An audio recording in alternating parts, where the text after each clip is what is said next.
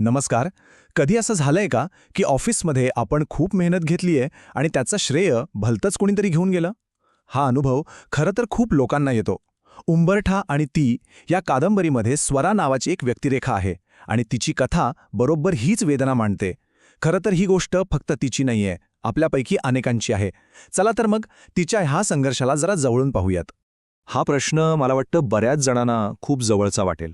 विचार करा, ऑफिसमध्ये आपण प्रामाणिकपणे कष्ट करतो, रात्रीचा दिवस करतो आणि त्याचं श्रेय दुसरंच कुणीतरी घेऊन जातं. कसं वाटेल तेव्हा?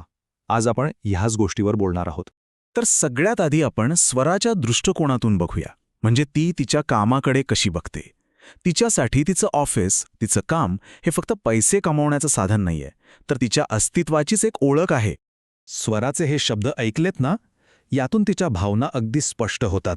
तिने जे काही शिक्षण घेतलंय, तिची बुद्धिमत्ता, तिची ओळख, हे सगळं तिच्या कामातून दिसतं. आणि म्हणूनच जेव्हा तिच्या प्रोफेशनल लाईफमध्ये काही वाईट घडतं, तेव्हा तो धक्का थेट तिच्या वैयक्तिक अस्तित्वावर बसतो. तर झालं असं की स्वराच्या टीमसमोर एक मोठं चॅलेंज आलं होतं. एका खूप महत्त्वाच्या नवीन प्रोजेक्टसाठी त्यांना एक एफिशियंट अल्गोरिदम डिझाईन करायचा होता. आणि स्वरासाठी तर ही स्वतःला सिद्ध करण्याची एक मोठी संधी होती.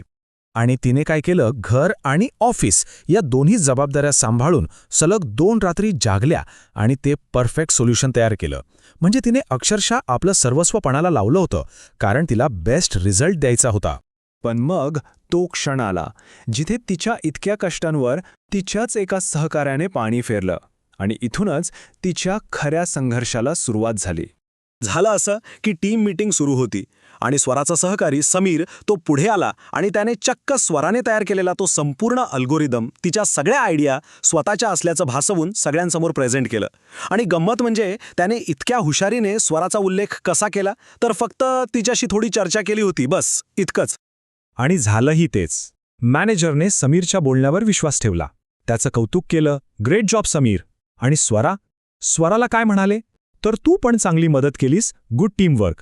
विचार करा, हे गुड टीमवर्क हे शब्द तिच्यासाठी एखाद्या बाणासारखे लागले असतील. त्या क्षणी स्वरा एकदम सुन्नत झाली. तिला खरं तर ओरडून सांगायचं होतं की अरे हे माझं काम आहे, पण आजूबाजूला तर सगळे समीरचं अभिनंदन करत होते. तिचे शब्द अक्षरशः तिच्या घशातच अडकले आणि ती बिचारी हतबल होऊन फक्त पाहत राहिली. मीटिंग संपल्यावर समीरने तिला एक थातूरमातूर कारण दिलं.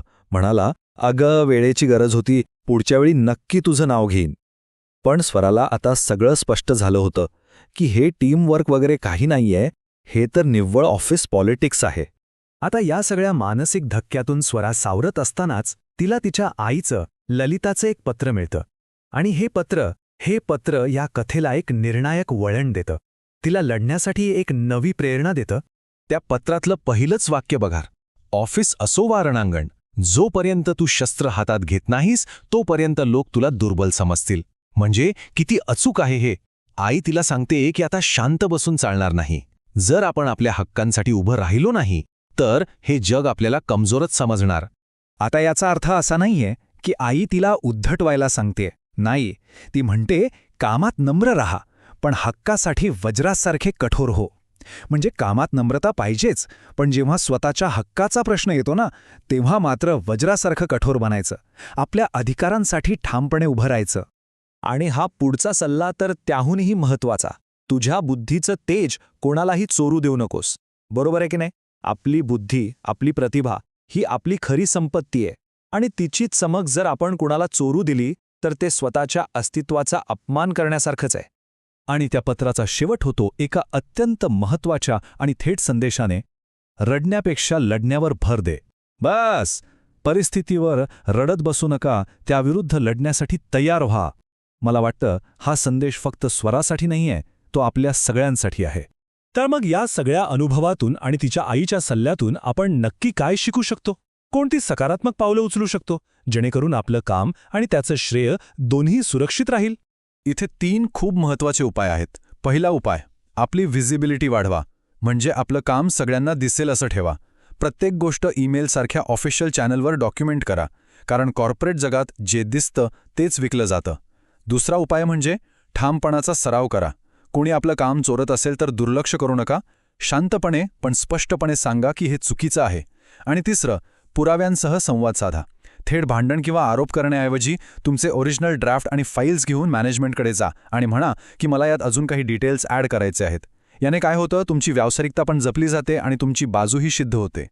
तर मग ह्या सगळ्या चर्चेतून, स्वराच्या अनुभवातून आपण काय शिकायचं?